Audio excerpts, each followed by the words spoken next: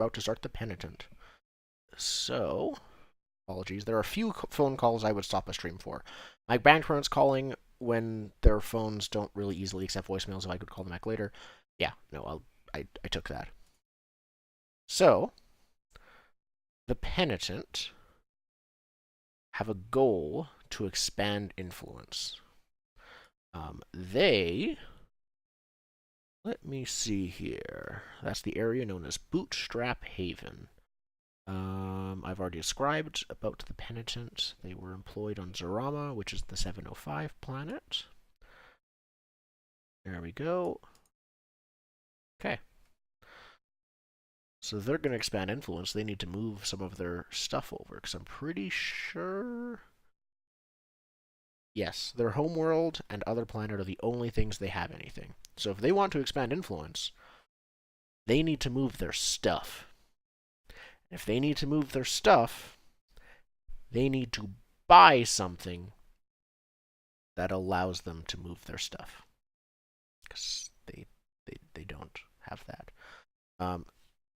So, Penitent have an income of 5. They are then going to take... Actually, I should keep track of this. So, Rose Pact, purchased harvesters. That's all they did. Why did my thing stop? Did my internet stop? No, okay. My stream is just being weird. Apologies. The Penitent are going to purchase... No, they're not. They're going to use their post-tech industry to get more money. They are going to save up for something that will allow them to move their assets. So, let me check what that is. And what they will want to move will be... That's the wrong one. Here we go. Their home planet. They have post-tech infantry on their home planet. That's where they're going to want to move. So it's a force asset. So we want something that can move a force asset. That's usually also a force asset. So if I move this over, here we go. This is the list of force assets you can get. They want something that can move their post-tech infantry. There are a lot that could do that. The cheapest one might be heavy drop assets. Heavy drop assets. As an action, any one non-starship asset, including this one, can move to any world within 1 hex for 1 fact cred.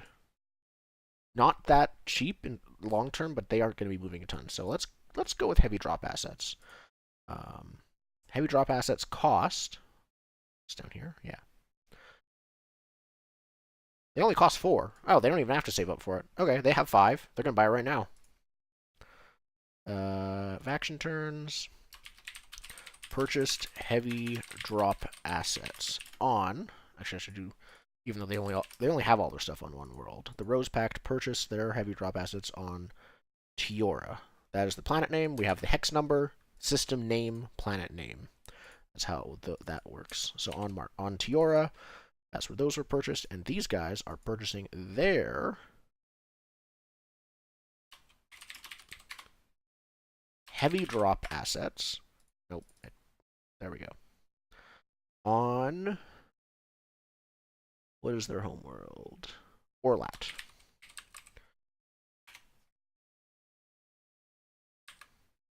There we go.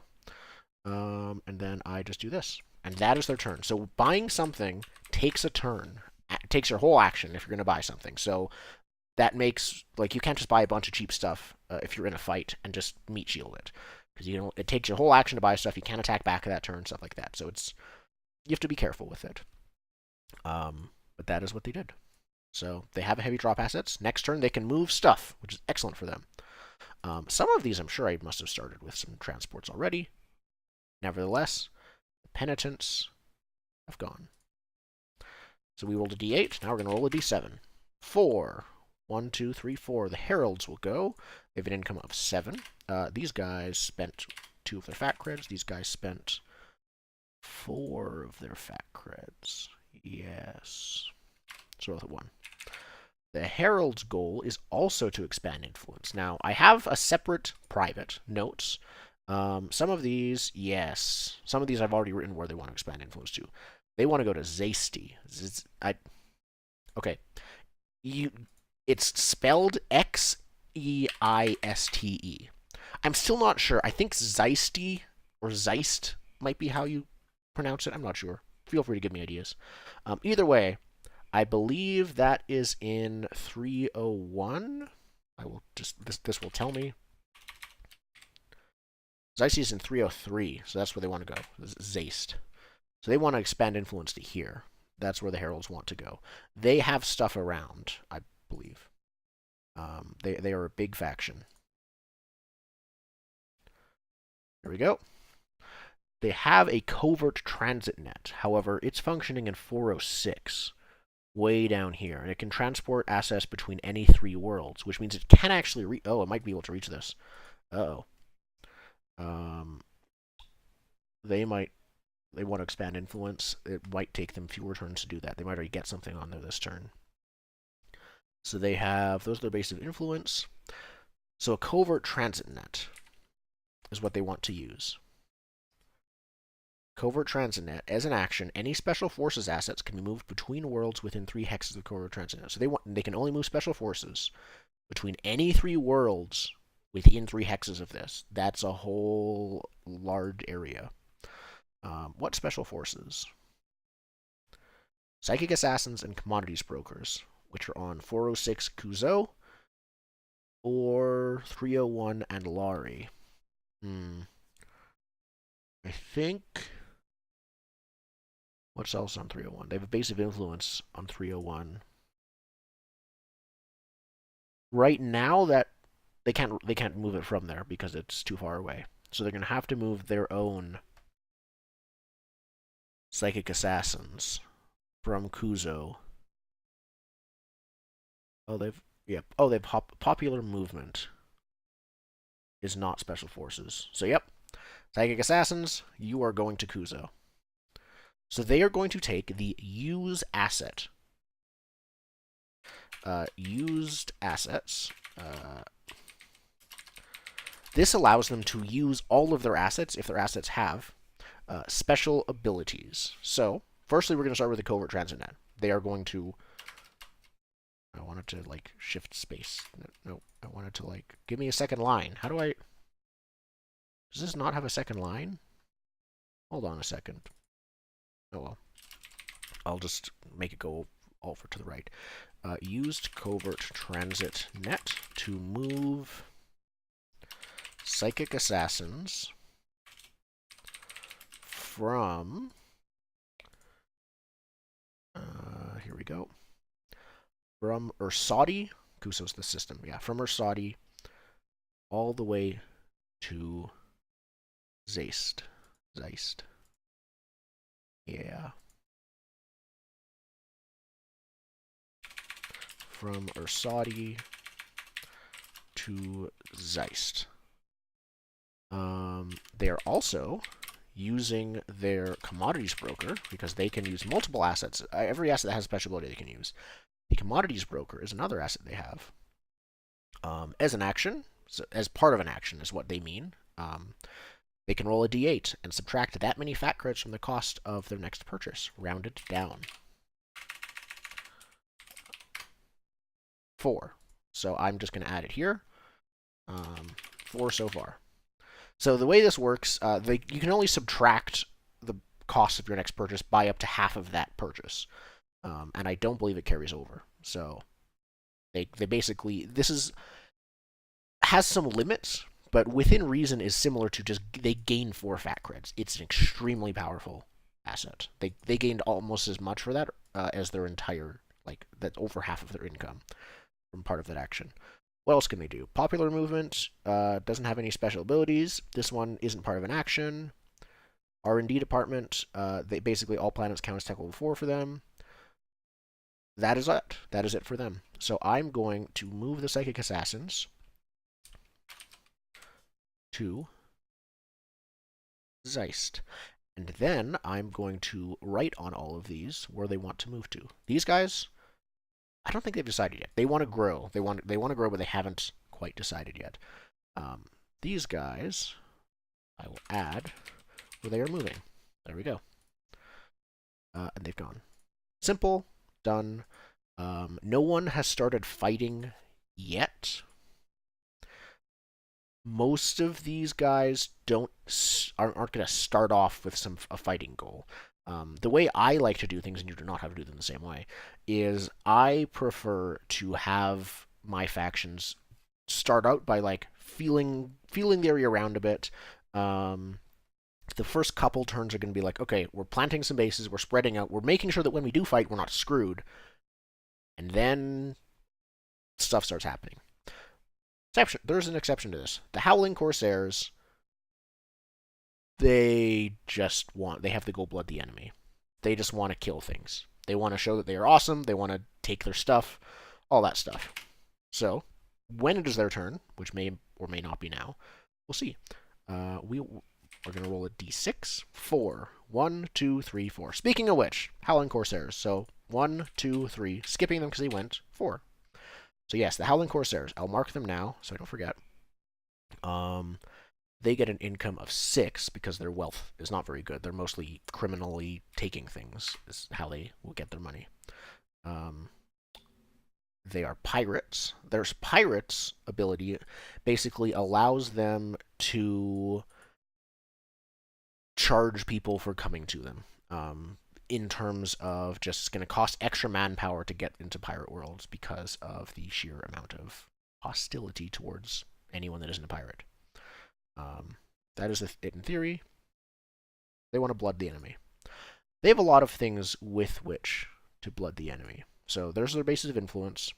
They have a capital fleet in their home world of their home system of Tissin, and on their home world of Tyrus. Wow. They have a blockade fleet. Their assets are mostly spread around here. So we look right now. I'll actually move this over so I can show the map. Capital fleet here. We've got another fleet here. We've got some space marines down here.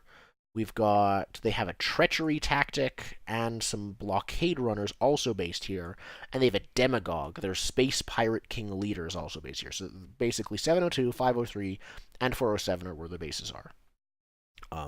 Spaceship fleets can move on their own without needing any other transport. They can transit themselves. So if I look at this, just a sec. I just am reading on the capital fleet. The capital fleet costs 2 fact creds per turn to maintain. And I don't think that got included in the tracker. So I move this back. Nope. No, it did not, as far as I'm aware. So the Howling Corsairs' income is 6. Let me just calculate it myself. So it should be, you calculate the income of an asset. There we go.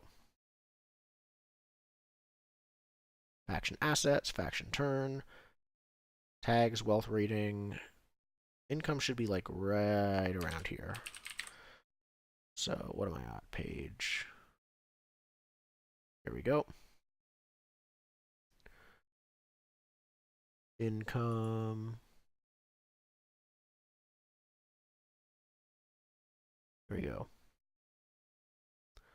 I don't see where you calculate a faction's income yet. First, the faction earns its income for the turn. Half of its wealth rating and a quarter of its total force and cunning rating, rounded down. Okay, so I'll double check this doesn't include it automatically. I'm pretty sure it doesn't. So, quarter of these two, half of this. So 2.5 plus 2 is 4.5 plus basically slightly under 2, slightly under 6.5, which is rounded down to 6, so it doesn't include it. So I am going to insert note -2 from Capital Fleet. They actually only... Oh, that is line breaks. I know that. Thank you, sheet. They have 4. They actually only get 4. Okay. Now that we got that cleared up, some of these automatic sheets will automatically include things like upkeep for assets. Some of them will include... Some assets will give you bonuses to your income. This one does not. So I was double checking which one it was in that. Either way, they have stuff they want to do stuff with. And they are not currently within firing range of anyone yet, if I'm not mistaken. There's someone near 407, isn't there? 407 is here, and I think the Heralds have stuff on 406.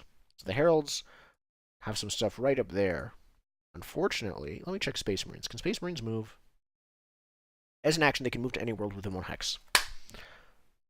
Excellent. Sorry if that was loud. I clapped out of joy. So, Howling Corsairs, use assets actions. Used Space Marines to move themselves from... They are moving themselves from Ranusis to 406 or Saudi, which I think just left itself open. Yeah, sucks for them.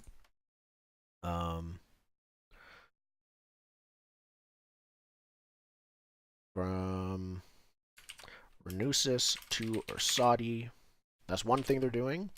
They're also using other assets that they have. They're moving most of their stuff. Capital Fleet ain't gonna pay for itself. Costs money. So, as an action, they move to any world within 3 hexes. Planetary government permission is required to raise a capital fleet, but not to move one into the system. 3 hexes from hex 702. Oh boy. 1, 2, 3, 1, 2. Okay, so they're going to actually just move to 503 for now, because they can't actually reach some enemy stuff yet. So they, next turn, they'll be that used capital fleet to move itself from, what was it, Tyrus, I believe was the name? Yeah, Tyrus with 2 eyes in the second bit. Wow. From Tyrus to, they have a forward base here. Their forward base in 503 is Mars, Maorxa, but I will pronounce it Mars, because, yeah.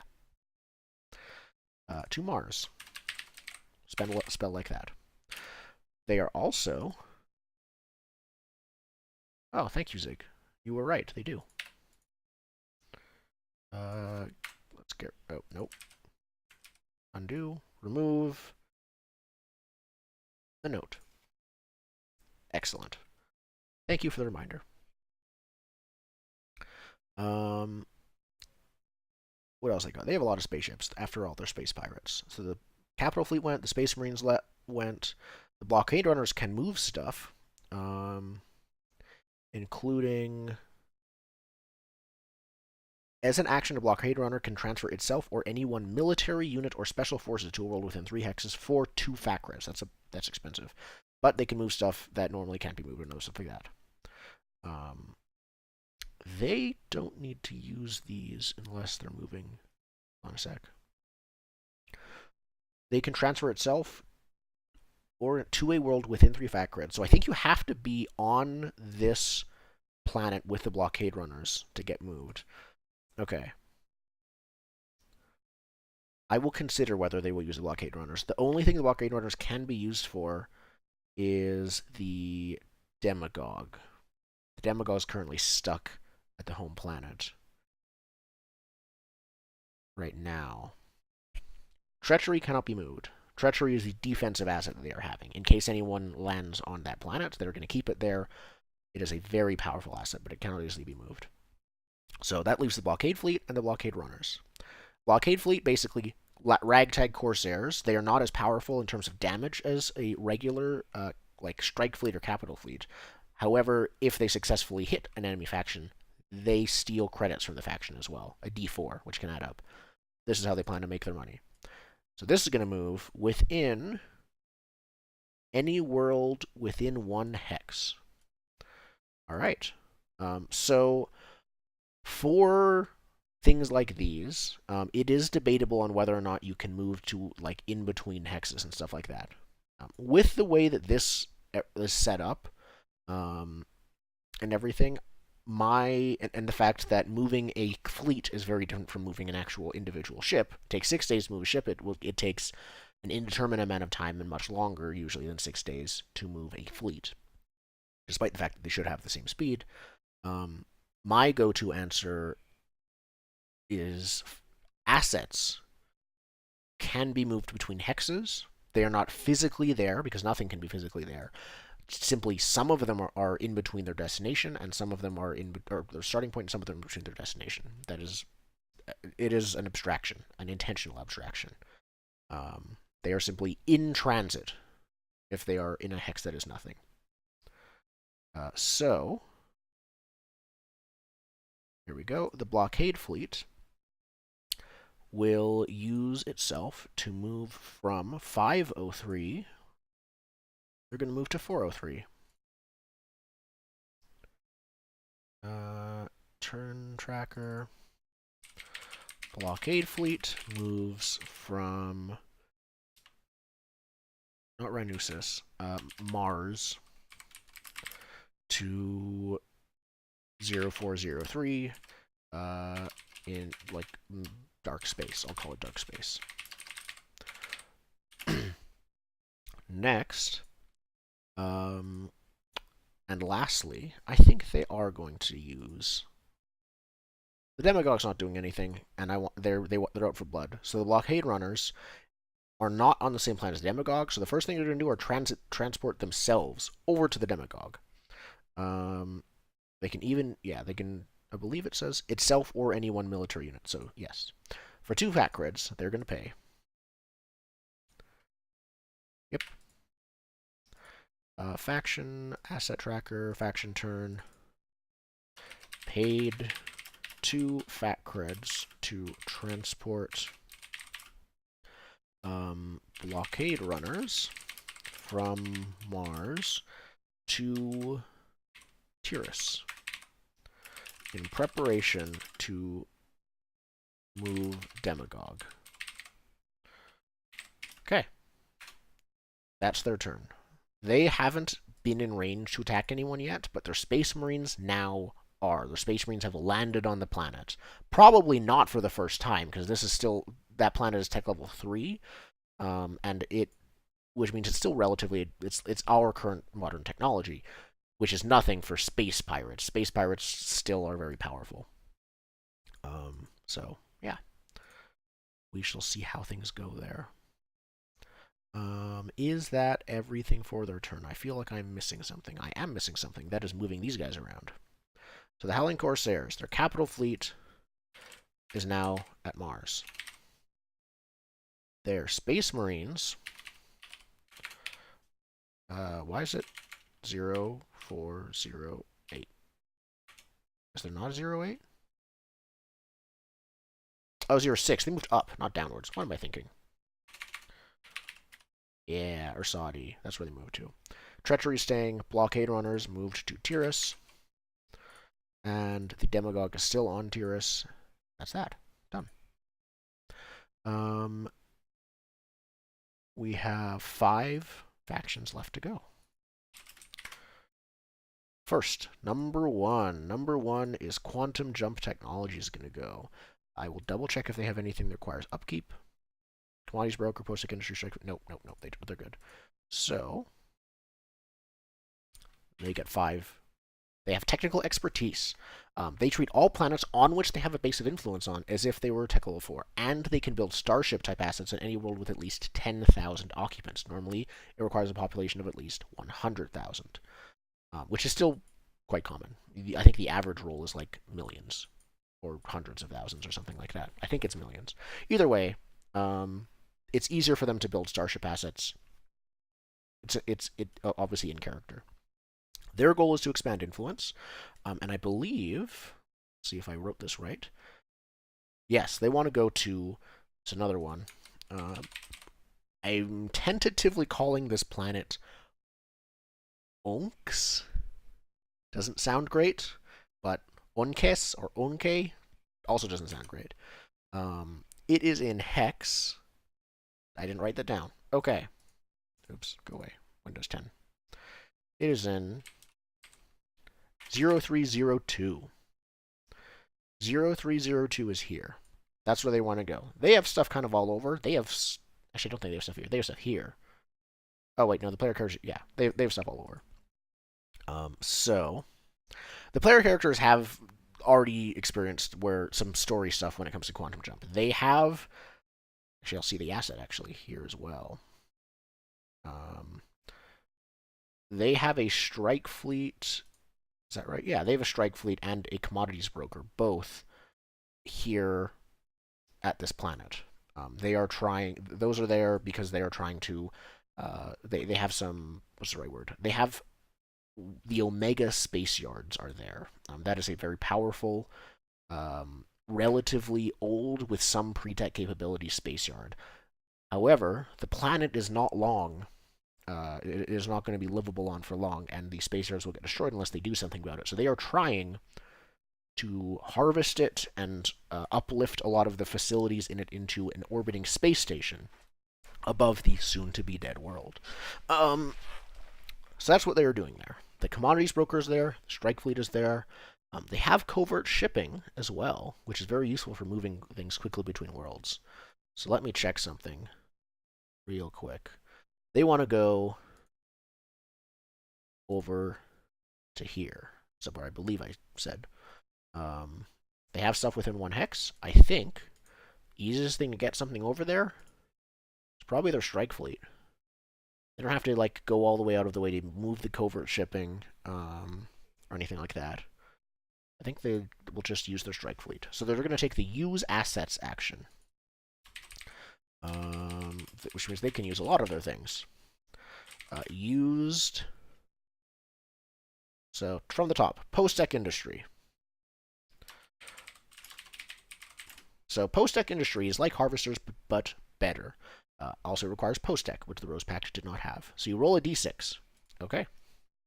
On a 1, I believe they lose money. On everything else, they get money. They got a 3. So on a 3, 1 fac cred is earned. Easy peasy. So they get a money. Okay. That is how they do that. They're also using their commodities broker, which we've seen before. Roll a d8, gain that much in reduced cost. They get a 5. So I am going, oops, nope, stay. 5 so far. That can keep adding up, but again, it'll only reduce the cost of a purchase down to half.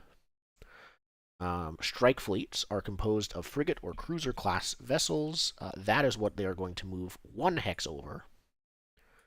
So as an action, yeah, so here's post-tech industry used.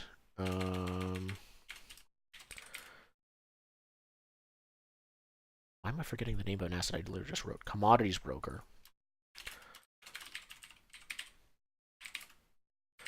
To reduce cost of next purchase by 5. Used strike fleet to move itself to Onx in 302. And lastly, I believe lastly, covert shipping is not being used. So that was lastly. Done. Now we have four assets left to go. This is, I will add, not the most conflict-ridden faction turn. Specifically, I suspect a lot of these factions, as I've experienced in the past with my previous game, they're going to end up trying to tear each other to pieces. For now, it is a not yet type of thing. D4, who goes first? Who goes next? 3. 3 means the Krot Mega Conglomerate. They have an income of 5. They have... Kroth, not Krot. A party machine gives them an extra fat cred per turn. So can I make their upkeep -1? I know that. Thank you, game. I can. Yes. Okay. I want to control. Okay, I'll just do it again myself. Insert note from party machine. There we go. So they actually gain 6 fat creds. They are plutocratic, whenever they are making a wealth attack, once per turn, they can add an additional roll. This will basically they get advantage. So they want to expand influence as well.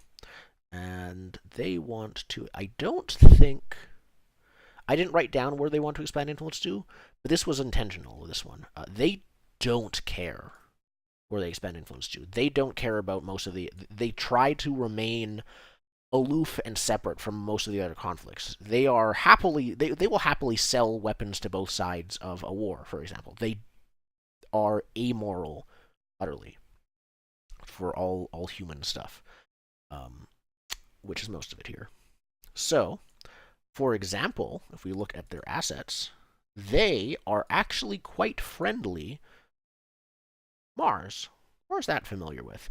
Oh yeah, that's where the pirate forward base is. They have been friendly with the Howling Corsairs, and have been selling them a few things that they might need to survive, and they are doing quite well on that front. So those two are not allies. I don't think Croth has allies or considers anyone allies, but they are good customers. The Corsairs are good customers of Croth. So that's interesting. And they want to expand influence to get more customer bases somewhere. They have covert shipping from Mars from that base of influence, not from their homeworld. Probably in some kind of deal with the pirates. So they're going to send something from there. Any special forces unit? Do they have a special forces unit on Mars? Yes, they have a commodities broker. So they're going to move that somewhere within 3 hexes, and then next turn they can use that to plant a base of influence. Well, 3 hexes of here, that is 1, 2, 3. That is anywhere here. That is anywhere down here, but that's less fun because the player characters and many factions are up here. So, if the Croth... Oh, what would be the most interesting? I am doing this live. I do not have this pre-prepped. I believe... I'll check Hex 302. No, Hex 0203 has the most interesting stuff in it. This is the headquarters both for the Ascendancy on one of these planets and for the Zerran Vanguard on another one of those planets.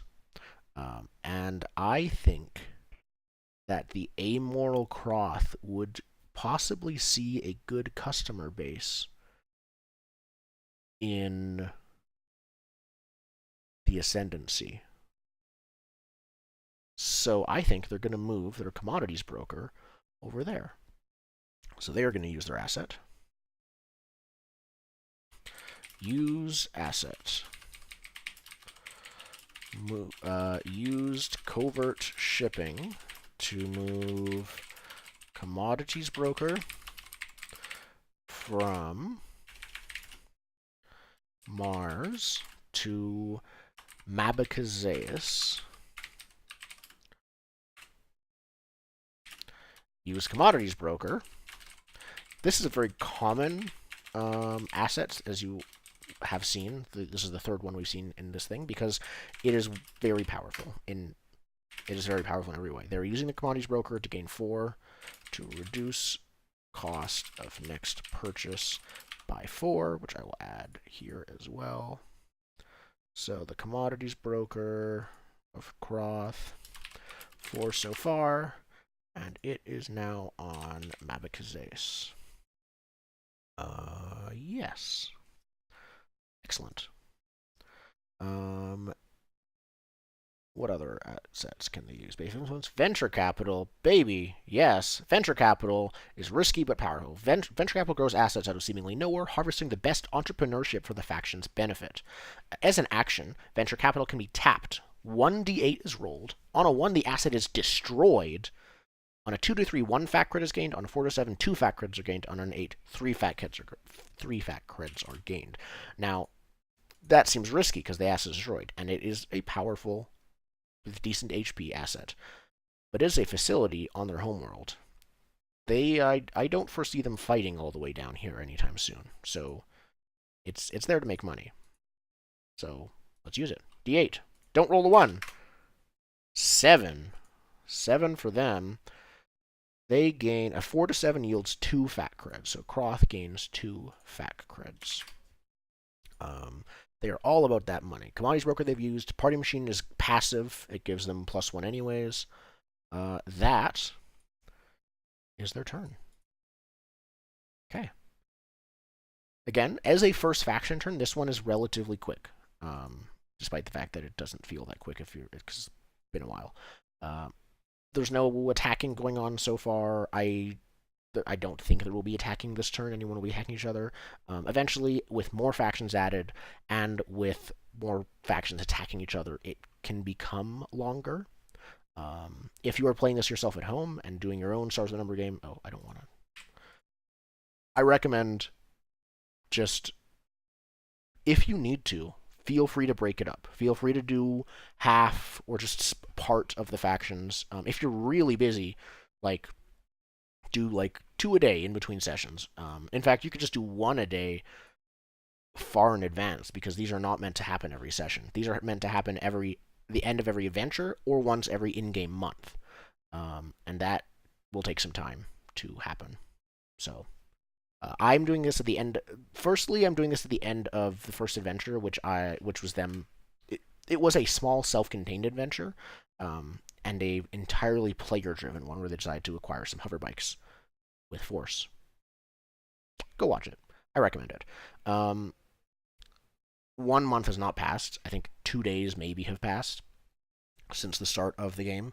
I intentionally am lowering, I'm like, okay, let's just start the first faction because I know a lot is not going to happen in this one. I knew that, so I'm making it happen early.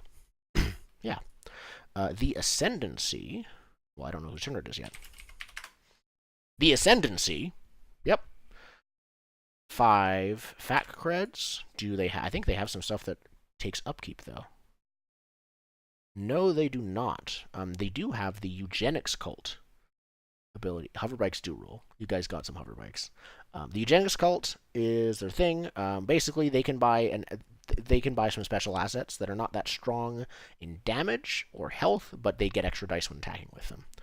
They are not going to start with that because they want to expand influence. Have I written down where they want to expand influence to? Where are we? I think they're near the top. Here we go. I have not written that down yet. They are on Reason Reary as well. Reason Reary is in Hex 100. Right. I know exactly what they're going to do. It's going to be amazing.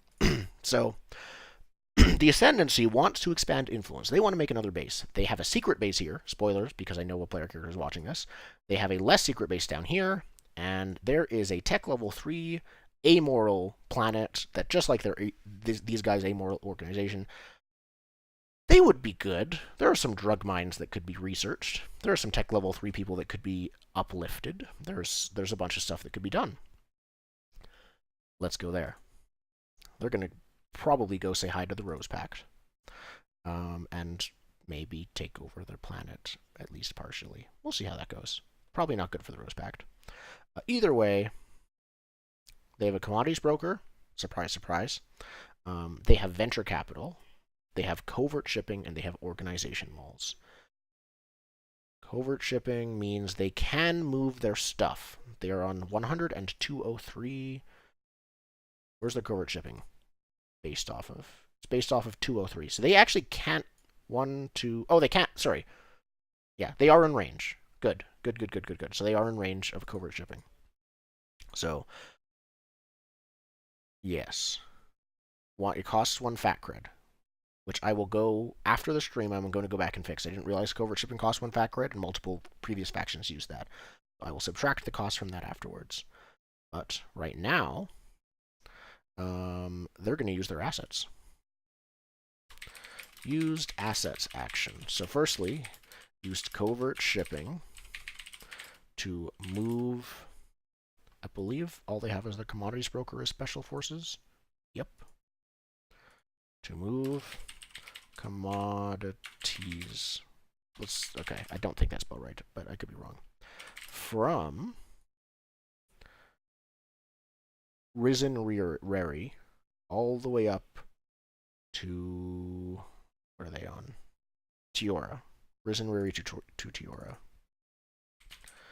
Uh, guessing that's right.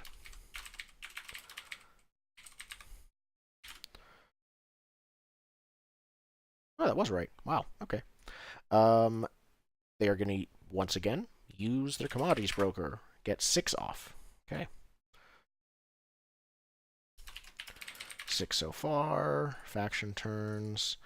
Used commodities broker to, and I'm not taking the one off from covert shipping yet. I'll just do it for everyone at the end of the faction because I think there was probably going to be more. Um, commodities broker from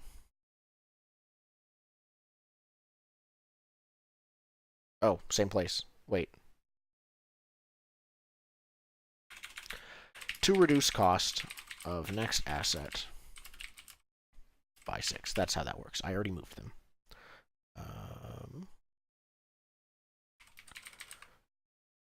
I will, after the stream again, go through this and make sure it is consistent. Everything paperworky is done. They have venture capital they can use. Organization moles cannot be moved, but with what they have right now, as far as I'm aware, every asset can be moved one way or another. If something can't move by itself, something can move it. Just depending on what they are, there are fewer or more options for moving it. A facility or a tactic, I believe, are the two most difficult ones to move. Starships obviously move themselves, so that's easy. Either way, they are going to use their venture capital and hopefully not roll a 1. That's a 7, which I believe gives them 2 fat creds. Yes. Here we go. The Ascendancy gets 2 fat creds. So they used this, they used this, they used this. That can't be used. They are done.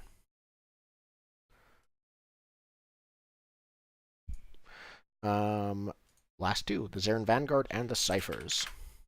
Ciphers go next. Cool. Ciphers will go next. They have an income of 4. Where are we? Here we go. Do laboratories cost anything? Not actively, just if you purchase. So the ciphers, again, spoilers for player characters. The ciphers are secretly based on a tech level 2 planet. The entire planet's tech level 2 nature is a cover, basically. This is full on. This is the space CIA. They are pretending to be tech level 2, and then they have a secret high tech base underground. It's a whole thing. Therefore, the planet is actually labeled as tech level 2, but they have a laboratory that allows them to be purchased on this world, specifically their homeworld, as if it was tech level 4. It's literally, they have a giant space lab under their tech level 2 world. They have also psychic assassins on their homeworld. They have a few things on their homeworld. Covert Transit Net. That one does not cost fat creds. That is much more expensive and intrinsic to, like, basically Covert Transit. You hire someone to do this. Covert Transit Net, you just have them already who can secretly pilot you people around. Let's do this. They have a base of influence on Reesby here, which, let me go look at Reesby. What is Reesby about, and why do they have a base there on Hex 0101? Oh, because they used to be a while ago, before, again, like many of the factions here, they used to be part of the Supremacy. Supremacy broke up. These guys went fully independent, but they still have a base of influence on the capital on what was formerly the capital of that empire, which is in this hex. So they have a base there. So those are the 2 things. Their goal as a faction, surprise, surprise, it's to expand influence. So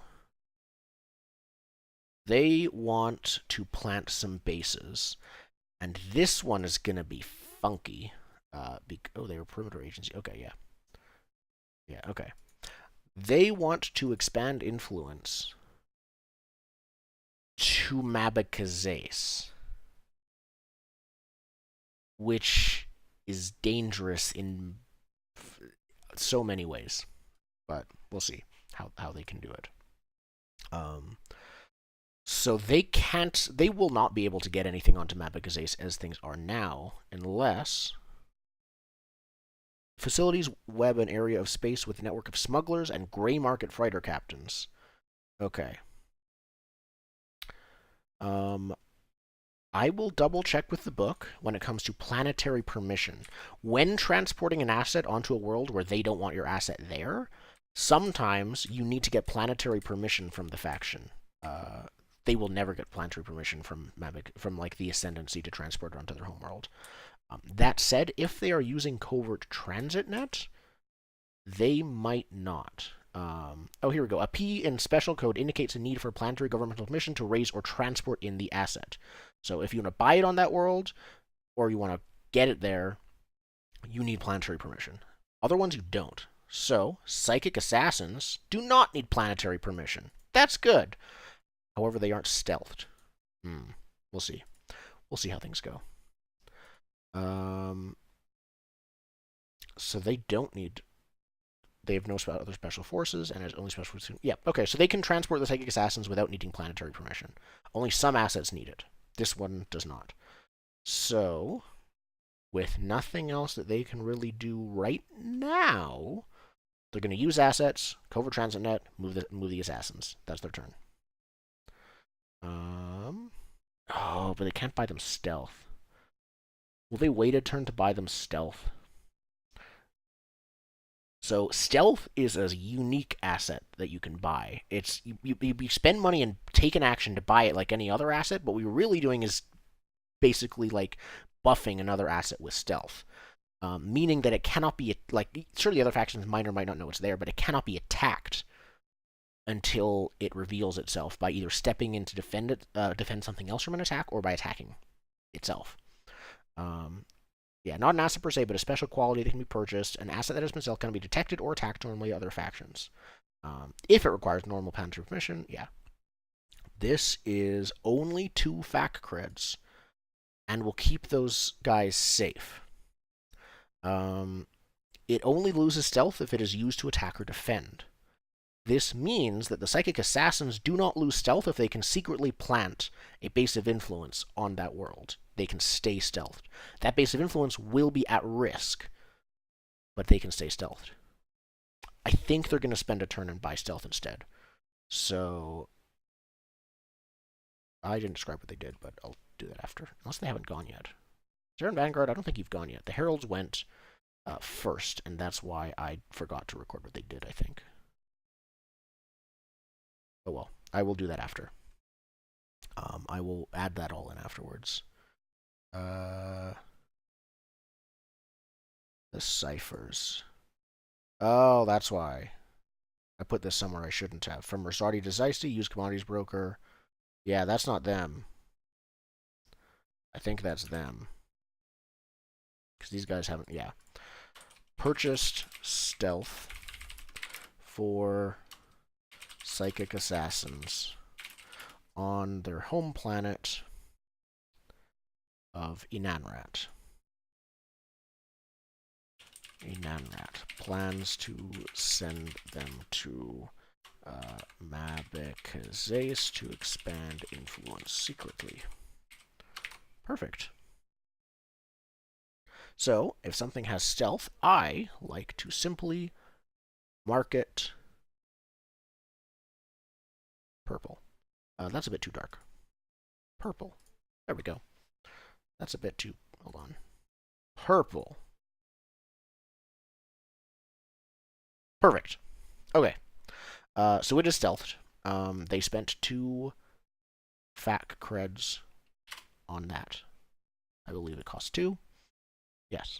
So that was their whole turn, but they felt that it was better. And then there is 1 faction to go, the SWN Vanguard. They really haven't gone yet. My turn tracker should be good then. Yep. And again, I'll clean up the paperwork after the stream. Yes, we are good. Okay.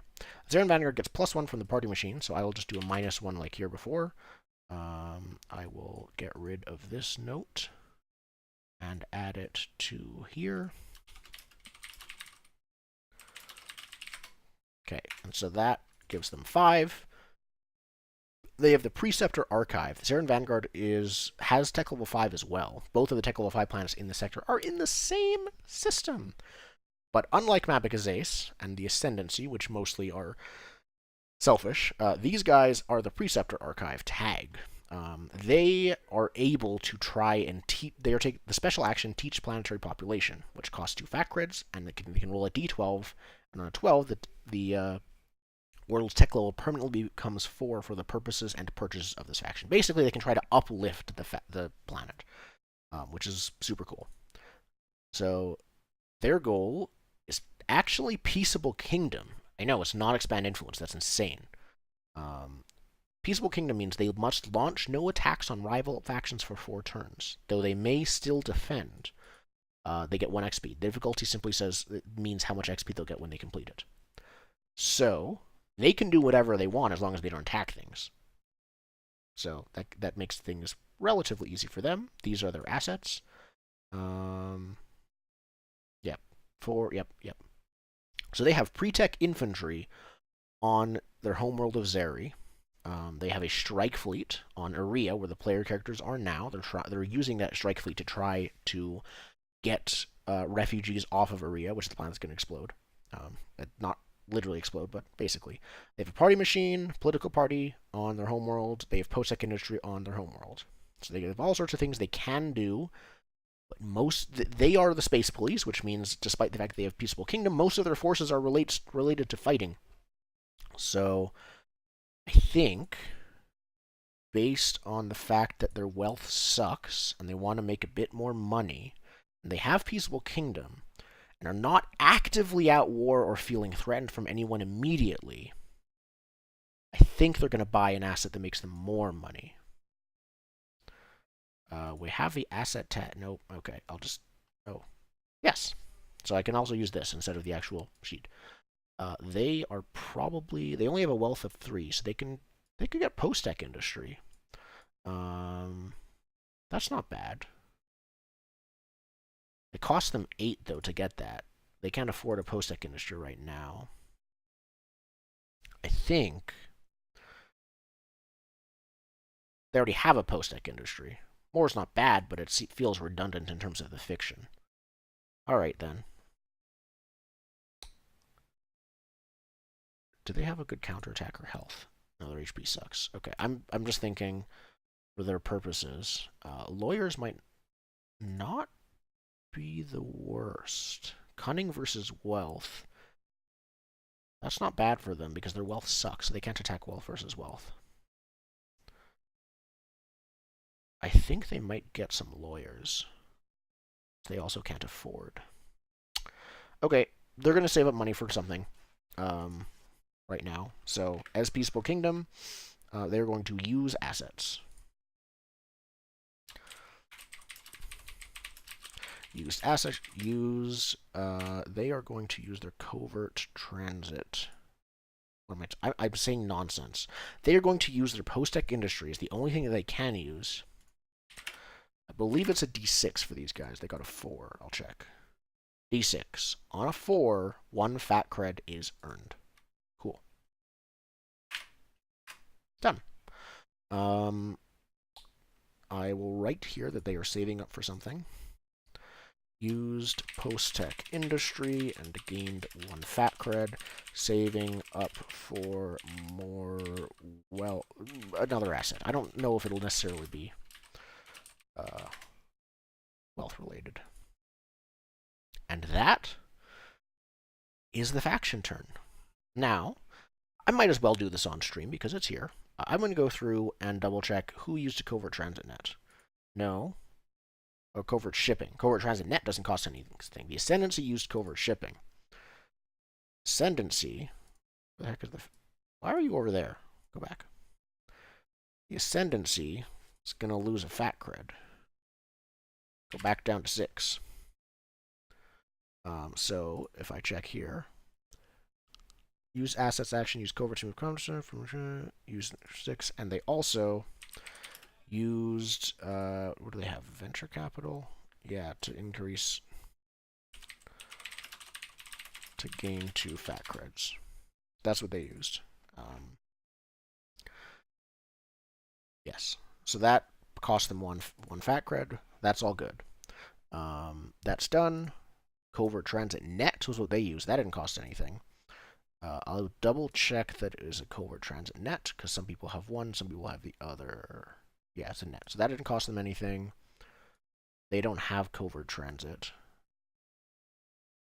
No, they bought it. Covert Shipping was from Croth. That's what they used. Croth used Covert Shipping. So they also lose a fat cred. Okay.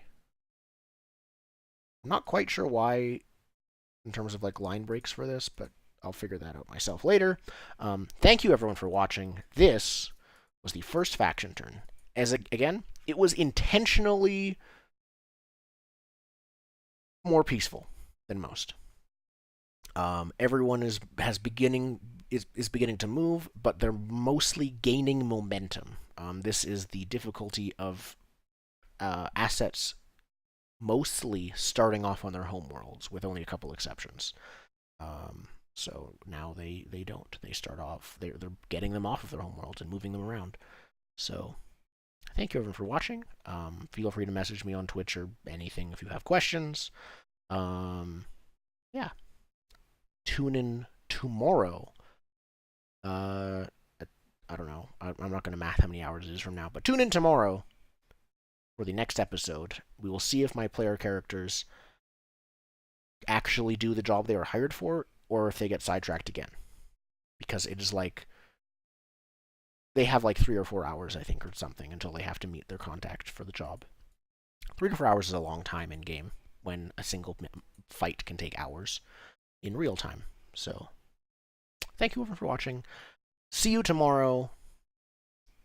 Everyone have fun playing games. The reason that I'm doing, some of you may find this incredibly boring. The reason I'm doing this is because I don't find it boring. I find it interesting, and it's like watching role-playing game clockwork happening, where the cogs are shifting. I don't get full control over what these factions do. This is like, sure, I do get to control and decide what they will attempt to do, but once they start fighting, the dice will decide. If you have seen the Far Verona first faction turn, you have seen for a fact that the dice are a big player in this. So I hope to be surprised. And once everything starts falling apart, I look forward to seeing how they do so. How the cookie crumbles. Anyways, goodbye. Thank you. Good night.